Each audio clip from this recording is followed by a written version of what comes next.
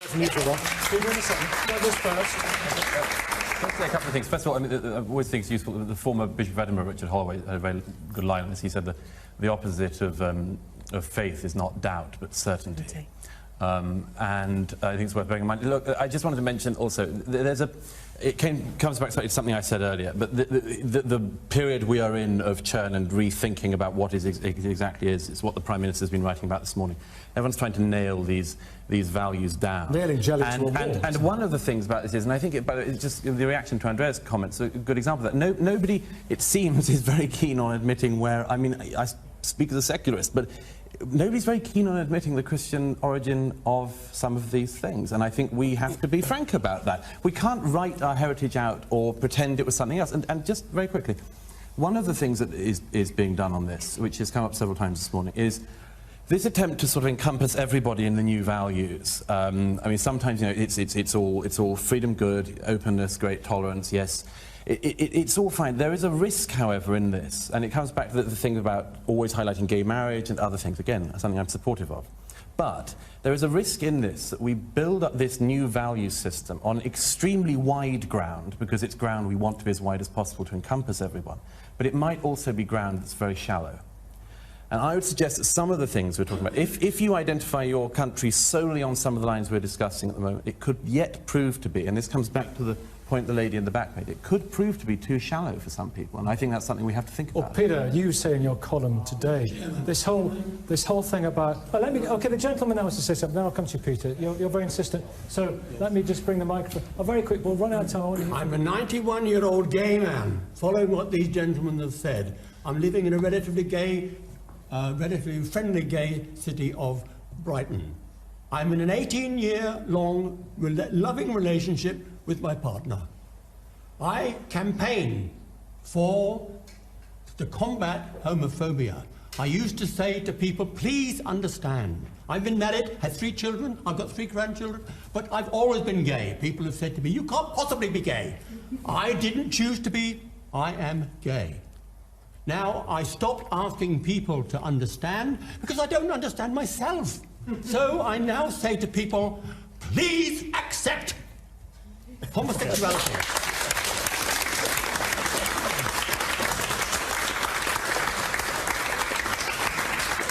Fine. A fine oration, sir, and it's lovely to have you in the studio. Well, that was certainly an impassioned speech by that gentleman. 91 years old?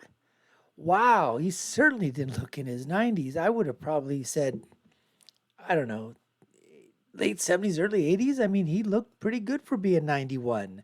A young whippersnapper, just coming out there and telling it like it is, giving his life story, being gay. You know what, folks? Hey, everybody has a right in their privacy of their own home to do what they want, to teach their children what they want, to accept what they want, to not accept what they want. It's when people start telling everybody else, you can't do this, you can't do that. We all have our opinions. We all have our opinions on gay marriage. We all have our opinions on straight marriage. We all have our opinions on, you know, trans women, trans men. Everybody has, right? The question becomes is that, are you going to, force your opinions, your ideals, your values onto somebody else, and vice versa from the other side? Are they going to try to force you to accept their values? You don't have to accept their values. You have to accept the lifestyle. You don't have to accept anything at all, whether it's heterosexual or homosexual or asexual or whatever. But you can say, I don't believe in this, or I believe in that. That's okay. I don't think it's okay, but if you want to do it, that's fine. But don't force it upon me. That's all. And what Douglas was talking about basically is that if you're trying to bring your values in society and make them as wide as possible to encompass everything is okay, those roots that you're trying to put down, they're not going to go too far. They are not going to go too far. That's why religious roots go very, very deep.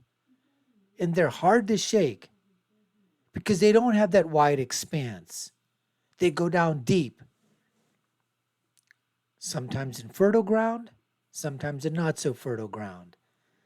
But like we said before, the Western democracies in Europe, Great Britain, America, Canada, Australia, I'm just talking about these countries where they do allow you freedom of religion, freedom of choice, freedom to practice what you want to practice. Certain things obviously within law, but whatever you do inside your home is pretty much okay. Anyways, folks, that's what we're bringing to you today. That's what's on tap. You're watching the Dr. Nasir Shaikh Show. I'm your host, Dr. Nasir, where I give you my political prescription from my political perspective of what happens when everything collides. Douglas Murray, social media, religion, Peter Hitchens, the big question, government, policy, politics, they all come crashing together. Let's get to more of the big question with Douglas Murray right now. Have to believe in something. Well, we can't teach and avoid. And actually what's given us our freedom and our flourishing is our Christian heritage, is the backdrop of our Christian faith. To believe in nothing, to believe in nothing, to believe in existentialism, to believe in believe in freedom? Yes, Can't we believe in democracy? those ideals come from a Christian backdrop. But ancient Greeks believed in democracy. That's what served our that's actually There has to be some moral absolutes. For example, when I'm teaching my children, do this and don't do that, I have to tell them this is wrong, this is right, but my reasons for right and wrong are these. Yep. So we give them absolutes, as I think, and I also give them rationale. Without giving the kids absolutes, they'll be very confused. I believe, and this is an experience I've had with my eldest daughter, she's 8 now, 8 years of teaching children has made me more convinced that there are more needs for absolutes. Secondly, if the society didn't have absolutes, we'd all be doing all sorts of things without coming together on a plane that would govern us and create a cohesive society. But as a faith leader, is it your duty, sorry to go back to this, That's okay, to bring beliefs up to date? Or contemporary interpretation of your text, as far as I'm concerned, as a Muslim, is a must. Yes. I can't not, it's wrong of me not to. The concept of ijtihad, which is a very fundamental principle of Islam, and that is to constantly renew the verdict that's been given to make it more relevant to the world in which you live, 21st century. But not to the extent that you would say equal marriage is okay. You would stick to ancient beliefs on that. There are certain principles of faith. For example, if somebody says, can you please abolish prayers? Can you please end fasting in the month of Ramadan because it falls in the longer days in June? Can we take it to December when it's shorter? We can't do those changes because these are absolutes in the Quran, and that's what makes Islam distinctly Islamic. If you take them away, you might as well not have Islam. So I'm saying contemporary interpretation would imply, how do I practice my faith? For example, in Norway, where the sun doesn't set. So what about equal marriage? Would that be something you say that's an absolute? As far as I'm concerned, Islam doesn't accept that. And those who do, we must allow both the sides to remain to their views. I can't change anyone's view. I believe in one, somebody else believes in something different. Yeah, and that in itself creates the level playing field in which we tolerate. And that's that good reason why the state is secular, because he's got the right to say that, and the state will conduct equal marriage. It will conduct marriage between a man and a woman and a woman, and it will not listen to that unless he wants to do it in his home. He can follow that view. But the state is not obliged to take any religious side on this, and that's called equality before the law.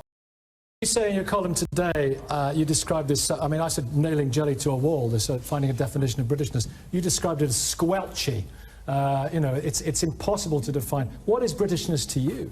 It is impossible to define. You can only define it by the way in which it's been destroyed. So what does Mr. Cameron mean? What's he talking about? He doesn't know what he means. He's simply talking for political advantage. The difficulty that these people have is that the nation state, which I very much support, is the largest unit in which it's possible to be effectively unselfish. We have that. Now that we don't necessarily share either a religion or a language or a belief in certain customs and laws, we don't have it. It's a regrettable change that's overtaken this country, but one which is obviously irreversible. How we work out how to live with our new neighbours in peace and harmony is going to be very difficult. I don't think it's going to be British. I think we've lost that. It's going to be something else. We can mourn its loss, but to pretend that we can recreate it by speeches... I think British values are actually remarkably easy to define. They reside in the elevation of the individual above the state and the elevation of the law above the government. In other words, in constitutional freedom. secular Now, you might say, oh, but those are universal values, though, or at least they're Western values. No. How did they become universal values, right? Imagine that the Second World War had ended differently. Imagine that the Cold War had ended differently. There'd have been nothing universal about them then. These were values overwhelmingly developed in the language that you and I are now talking. And they were exported, through, if we're honest about it, through a series of military victories by the English-speaking peoples, and thank God they were. Imagine if those conflicts of the last 100 years had ended differently, and we were living in a system that elevated the state over the individual. There was nothing universal. Rabbi Laura, I did promise Rabbi Laura.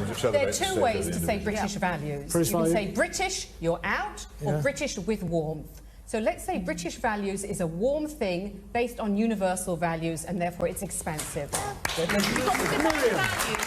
Miriam, you agree with that? British values, squelchy or quite clear? Squelchy, Peter, quite clear, Daniel. I don't mean that personally.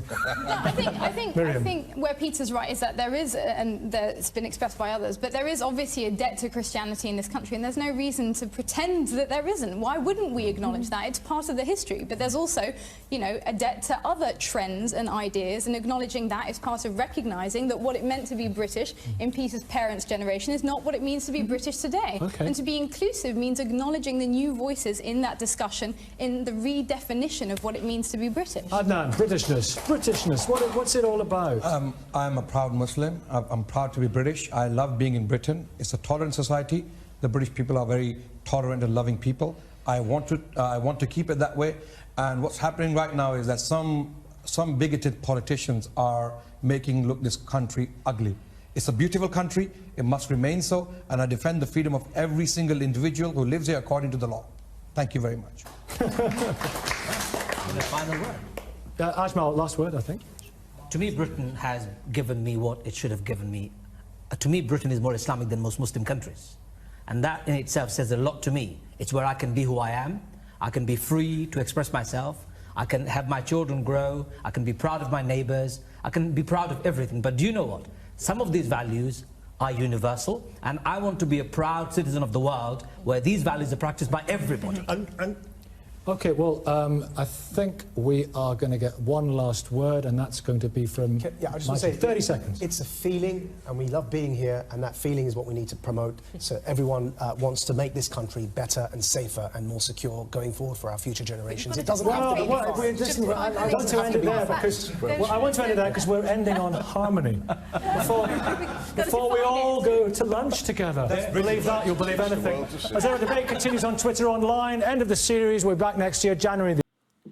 Well, just another great discussion amongst people, pretty much civil. And obviously that conversation was happening in the context of what's happening in terms of tolerance and intolerance within British society. But that can be expanded to any Western European nation, to the United States of America, to Australia, to Canada, to others. Do you think that these types of conversations would be having in China, in Japan? No, you know why? Because those societies are 99, of course they are. They're 99.9999% Chinese, 99.9%, Japanese, Korean, Vietnamese, Malaysian, Indonesian. Ethnicities, heritages. There's very few other minority people in there. Blacks, Hispanics, Latinos, Cubans, Europeans, white Europeans, darker Europeans, Indians, Mideasterners, Arabs, Scandinavians. Where are they in those Asian type countries that we're talking about? Where would you rather be living in and having practice like this? Everybody towards the end basically was saying, Peter Hitchens said, you know what was being taught and what was being believed and sort of practiced and was thought as British values by his parents, maybe has dissipated a little bit. I think that's just going to continue to erode as the eons go by. I mean, for example, parents of immigrants, my parents from India, and they migrated to Pakistan during the war. My dad came here when he was like 21 years old. My mom was about 16, 17. We're second generation over here. Somebody asked me about India and Pakistan. I like go, yeah, okay. So there's nothing I hold in terms of my, you know, where I'm holding on to, you know, the mother country, you know, of my parents. No, my mom and dad, they came here, they became Americans. Now, yes, they were born in India. They have a love for that country. But if somebody asks me and says, you know, India, yeah, it's a place where my parents were born, but it has no ties to me whatsoever. So my parents and grandparents, you know, they probably could have said, oh, you know what? Our kids, they have no tether. They have no ties to the country. They don't care about it. It doesn't mean anything to them. Of course not. Why would it? You weren't there. So these are the types of things, and as people are bringing their cultures, their religion, their language, their foods, you know, their thought processes into Western European democracies, into the United States of America, and whatever. Tolerance is a two-way street. And this is what we have here, folks. We've got to find a way to live together without encroaching upon each other in terms of saying, this is what you need to believe, this is what you don't have to believe, this is what I want you to do, this is what I don't want you to do, you have to do this, no, I don't want to do that. Somehow, that tolerance has got to come together. Otherwise, this society, as we're seeing right now, things are breaking down, not just on the religious end, but on every other end too. Culturally, politically, ethnically, all of that is happening. Anyways, folks, we appreciate you taking the time to watch. You've been watching the Dr. Nasir Shaikh Show. I've been your host. My name is Dr. Nasir. If you haven't done so already, we'd love for you to subscribe to our channel. If you find the content something that you like, share it with others. Like, share. You all know what to do. Take a look at our other video content here and below. My final thought, as always, when you're right, and when you're left, you're wrong. Until next time, folks, take care and stay safe.